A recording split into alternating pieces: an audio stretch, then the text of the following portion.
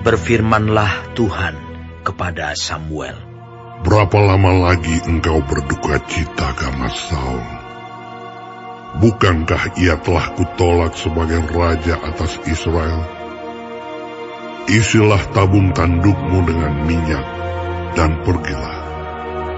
Aku mengutus engkau kepada Isai, orang Betlehem itu, sebab di antara anak-anaknya telah kupilih seorang raja bagiku. Tetapi Samuel berkata, bagaimana mungkin aku pergi? Jika Saul mendengarnya, ia akan membunuh aku. Firman Tuhan, bawalah seekor lembu muda dan katakan, aku datang untuk mempersembahkan korban kepada Tuhan. Kemudian undanglah Isai ke upacara pengorbanan itu. Lalu aku akan memberitahukan kepadamu apa yang harus kau perbuat. Urapilah bagiku orang yang akan kusebut kepadamu. Samuel berbuat seperti yang difirmankan Tuhan, dan tibalah ia di kota Betlehem.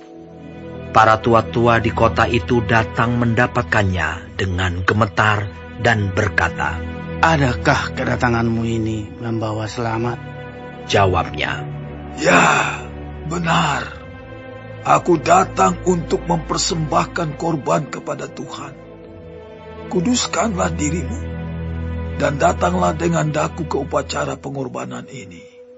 Kemudian ia menguduskan Isai dan anak-anaknya yang laki-laki, dan mengundang mereka ke upacara pengorbanan itu.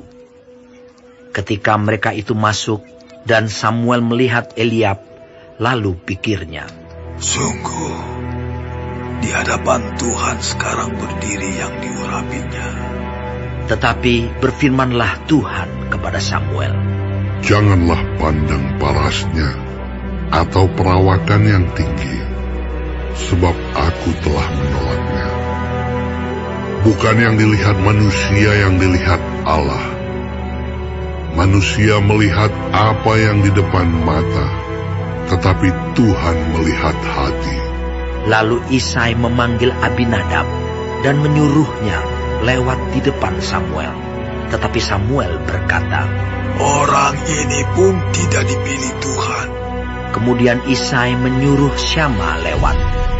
Tetapi Samuel berkata, orang ini pun tidak dipilih Tuhan. Demikianlah Isai menyuruh ketujuh anaknya lewat di depan Samuel. Tetapi Samuel berkata kepada Isai, semuanya ini tidak dipilih Tuhan. Lalu Samuel berkata kepada Isai, inikah anakmu semuanya? Jawabnya, masih tinggal yang bungsu, tetapi sedang mengembalakan kambing domba. Kata Samuel kepada Isai, suruhlah memanggil dia, sebab kita tidak akan duduk makan sebelum ia datang kemari. Kemudian disuruhnyalah menjemput dia. Ia kemerah-merahan, matanya indah, dan parasnya elok. Lalu Tuhan berfirman, bangkitlah, urapilah dia, sebab inilah dia. Samuel mengambil tabung tanduk yang berisi minyak itu, dan mengurapi Daud di tengah-tengah saudara-saudaranya. Sejak hari itu dan seterusnya, berkuasalah roh Tuhan atas Daud. Lalu berangkatlah Samuel menuju Rama. Tetapi roh Tuhan telah mundur daripada Saul, dan sekarang ia diganggu oleh roh jahat yang daripada Tuhan. Lalu berkatalah hamba-hamba Saul kepadanya, ketahuilah, roh jahat yang daripada Allah mengganggu engkau. Baiklah tuanku, menitahkan hamba-hambamu yang di depanmu ini mencari seorang yang pandai main kecapi. Apabila roh jahat yang daripada Allah itu hingga padamu, haruslah ia main kecapi, maka engkau merasa nyaman. Berkatalah Saul kepada hamba-hambanya itu,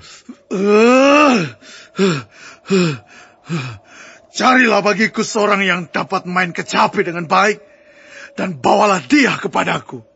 Lalu jawab salah seorang hamba itu, katanya, "Sesungguhnya aku telah melihat seorang anak laki-laki Isai, orang Betlehem itu, yang pandai main kecapi. Ia seorang pahlawan yang gagah perkasa, seorang prajurit yang pandai bicara, elok perawakannya, dan Tuhan menyertai dia."